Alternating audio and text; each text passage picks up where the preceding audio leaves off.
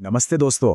सभी भावी शिक्षकों और विद्यार्थियों का स्वागत है आज के इस धमाकेदार एक्सप्लेनर में।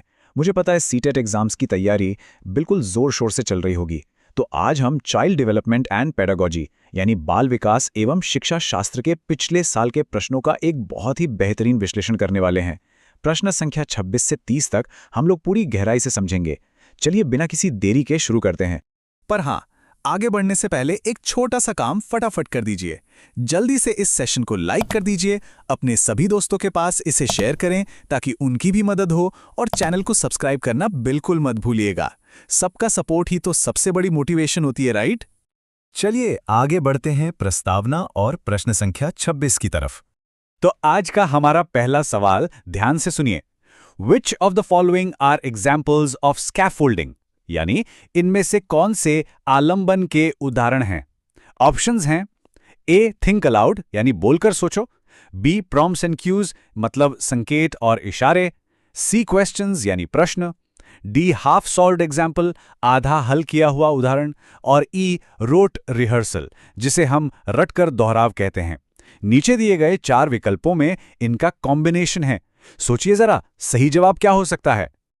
और इसका बिल्कुल सटीक उत्तर है ऑप्शन 3 यानी ए, बी, सी और डी। जिन्होंने भी ऑप्शन 3 सोचा था, बहुत ही शानदार। आपकी तैयारी बिल्कुल सही ट्रैक पर है।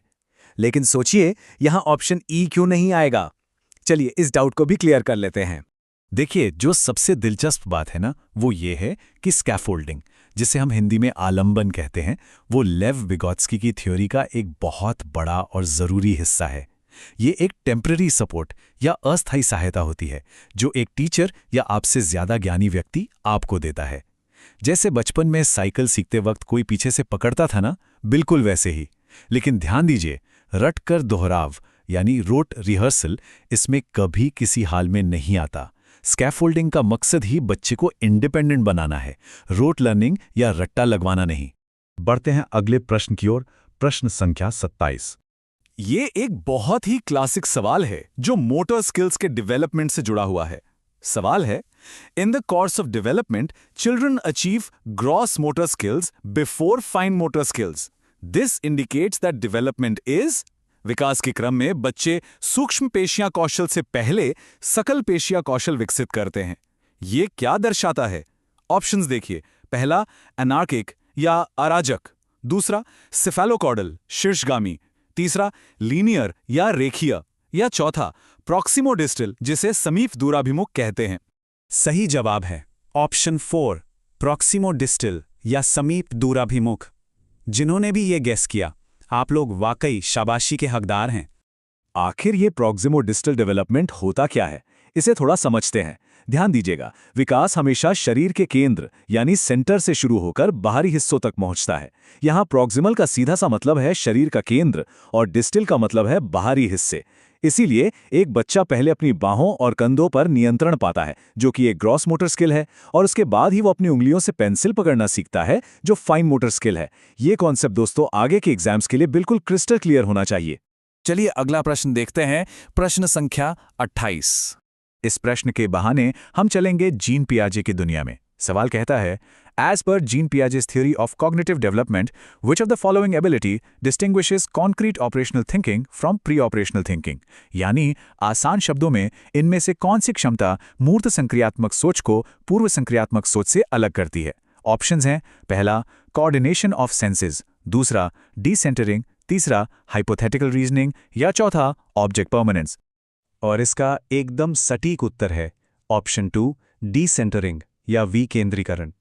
बाकी ऑप्शंस को अगर ध्यान से देखा जाए तो ऑब्जेक्ट परमानेंस पहली स्टेज यानी सेंसरी मोटर में आता है, और हाइपोथेटिकल रीजनिंग सबसे आखिरी स्टेज यानी फॉर्मल ऑपरेशनल की खासियत है। तो आखिर इन दोनों स्टेजेस में मेन फर्क क्या है? देखिए, प्री ऑपरेशनल थिंकिंग में बच्चे थोड़े ईगोसेंट्रिक होते हैं। वो किसी भी स्थिति के सिर्फ एक ही पहलू पर फोकस कर पाते हैं। इसे सेंट्रेशन कहते हैं। जैसे लंबे ग्लास में उन्हें जूस ज्यादा लगता है, भले ही मात्रा बिल्कुल बराबर क्यों ना हो। पर जैसे ही बच्चे कॉन्क्रीट ऑपरेशनल स्टेज में कदम रखते हैं, उनमें डिसेंटरिंग की क्षमता आ जाती है। मतलब अब वो एक ही वक्त में किसी प्रॉब्लम के कई अलग अलग पहलुओं को देख और समझ सकते हैं। ये कॉग्निटिव डेवलपमेंट का वाकई एक बहुत बड़ा माइलस्टोन है। आगे बढ़ते हैं। अगला प्रश्न है प्रश्न संख्या 29। यहाँ एक बहुत ही मजेदार और प्रैक्टिकल सिनारियो दिया गया है। रस्सी कूदते समय पैर में रस्सी फंसने के कारण आउट होने के बाद अरु कहती है कि रस्सी ने जानबूझकर उसे आउट किया है। ध्यान से सुनिए, the rope deliberately got me out. पियाजे की थियरी की किस अवस्था में बच्चे इस तरह के तर्क देते हैं? पहला, कॉन्क्रीट ऑपरेशनल स्टेज। दूसरा, फॉर्मल ऑपरेशनल स्टेज। तीसरा, सेंसरी मोटर स्टेज। या चौथा, प्री ऑपरेशनल स्टेज। बिल्कुल सही पकड़ा। इसका सही उत्तर है ऑप्शन 4, प्री ऑपरेशन स्टेज या पूर्व चलन अवस्था। आइए इस बेहद इंटरेस्टिंग साइकोलॉजी को समझते हैं जो इस छोटी बच्ची के दिमाग में चल रही है। जो प्री ऑपरेशनल स्टेज होती है ना, जो 2 से 7 साल तक की उम्र होती है, उसमें बच्चों की रीजनिंग बहुत हाईली ईगोसेंट्रिक होती है। और सबसे खास बात यह है कि वो एनिमिस्टिक रीजनिंग यानी जीववाद दर्शाते हैं। अब ये एनिमिज्म क्या भला है? इसका मतलब है निर्जीव वस्तुओं में जान देखना। जैसे टेबल से टकराने पर बच्चे आमतौर पर टेबल को ही डांटने लगते हैं, ठीक वैसे ही अरुण को लगता है कि रस्सी की अपनी कोई मंशा थी, रस्सी का अपना कोई इरादा था उसको गिराने का। उन्हें लगता है कि आसपास की हर एक चीज जिंदा है ना? कितना आश्चर्यजनक। और अब हम आ गए हैं आज के आखिरी सवाल पर।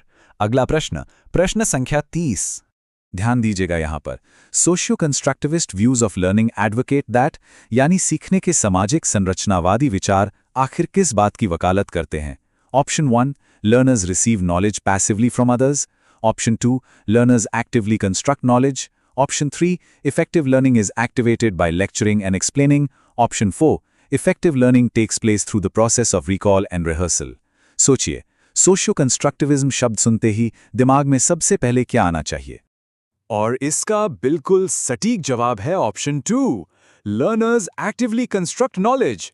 शिक्षार्थी सक्रिय रूप से ज्ञान का निर्माण करते हैं। एक बात हमेशा याद रखिए दोस्तों, कंस्ट्रक्टिविस्ट व्यू, चाहे पियाजे का हो या वाइगॉट्स्की का, वो पैसिव लर्निंग को कभी प्रमोट नहीं करता। वाइगॉट्स्की के सोशियो कंस्ट्रक्टिविज्म को अगर हम देखें तो इनके हिसाब से सीखना एक बिल्कुल डायनामिक और सोशल प्रोसेस है। बच्चे अकेले आइसोलेशन में बैठकर चीजें याद नहीं करते, बल्कि एक दूसरे के साथ मिलकर, इंटरैक्ट करके और अपने शेयर्ड एक्सपीरियंसेस के जरिए ज्ञान को सक्रिय रूप से यानी एक्टिवली बनाते हैं। जब बच्चे कोई ग्रुप प्रोजेक्ट बनाते हैं या दोस्तों के साथ आइडिया शेयर करते हैं ना, असल में तभी सबसे बेहतरीन लर्निंग होती है। तो दोस्तों, आज हमने स्कैफोल्डिंग, प्रॉक्सिमोडिस्टल डेवलपमेंट, डीसेंटरिंग, एनिमिज्म और सोशियो कंस्ट्रक्टिविज्म जैसे 5 बेहद जरूरी कॉन्सेप्ट्स को बहुत गहराई से समझा। और अब इस एक्सप्लेनर को खत्म करने से पहले आप सभी भावी शिक्षकों के लिए एक आखिरी सवाल है। आप अपनी आगे आने वाली क्लासरूम्स में इन डेवलपमेंटल स्टेजेस को कैसे आइडेंटिफाई करेंगे ताकि अपने स्टूडेंट्स को बेहतर सपोर्ट कर सकें? इस पर विचार जरूर कीजिएगा, क्योंकि सीटीटी पास करना तो सिर्फ एक पहला कदम है। असली लक्ष्य तो एक बेहतरीन और समझदार शिक्षक बनना है।